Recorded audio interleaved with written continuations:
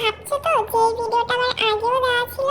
আসলে কি হয়েছে বলো তো, যে আমার ফোনে যদি কোনো ভিডিও থাকে, আমি কষ্ট করে ভিডিও করেছি, সেটা যদি আমি আপলোড করতে না পারি তাহলে কিন্তু আমার একদমই ভালো লাগে না। তো আজকে হচ্ছে তোমার ফোনটা আমি ঘাটাঘাটি করছিলাম আমার গ্যালারিতে ঢুকে, তো দেখলাম যে এই ভিডিওগুলো আমার গ্যালারির কোনো এক পাশে রয়ে গিয়েছে। মানে হচ্ছে আমি ভিডিও করেছি আর সেটা আপলোড করিনি, এরকমটা তো হতেই পারে না। কারণ আমরা যারা ভিডিও করি বা ভিডিও যারা মেক করি তারা কিন্তু সবাই জানি যে ভিডিও যদি আমরা কোনোভাবে করতে যাই তাহলে কতটা কষ্ট হয় আর কতটা আশা নিয়ে আমরা ভিডিওটা করে থাকি। তো ভাবলাম গ্যালারিতে যখন ভিডিওটা রয়েছে, তো আজকে আমি তোমাদের সঙ্গে ভিডিওটা শেয়ার করে ফেলি। তো আমার এই ভিডিওটা করা ছিল কিন্তু আজ থেকে আরো 1 মাস আগে। তো সেদিন হচ্ছে ও গিয়েছিল খুলনাতে, মানে আমার বর মশাই গিয়েছিল খুলনাতে, আর খুলনা থেকে আসার সময় কিন্তু এরকম অনেক কিছু নিয়ে আসে, তোমার স্যান্ডউইচ, আর সেদিন এনেছিল হচ্ছে তোমার চিকেন ফ্রাই। আর এইদিকে দেখো সেদিন হচ্ছে রাত্রের ভিডিও ছিল, ওটা রাত্রে আমি গরম করে হচ্ছে রাত্রে খাচ্ছিলাম। আর তারপরের দিন সকালবেলা থেকে হচ্ছে আবার দেখো ব্লগ স্টার্ট করেছিলাম।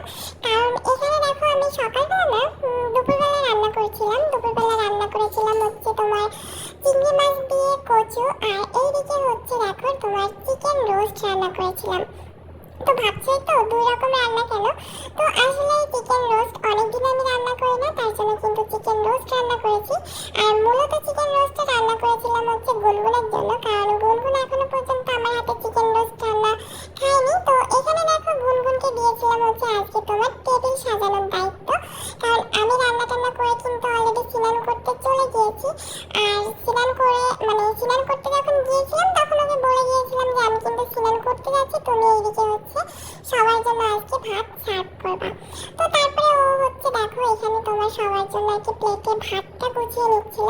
তো মাঝে মাঝে এরকম মনে হয় যে আমি এত কিছু রান্না করেছি, আবার যদি আমি স্নান করে আসার পরে আবার টেবিল গুছিয়ে মানে খেতে বসা, সেটা কিন্তু অনেকটাই কষ্টদায়ক হয়।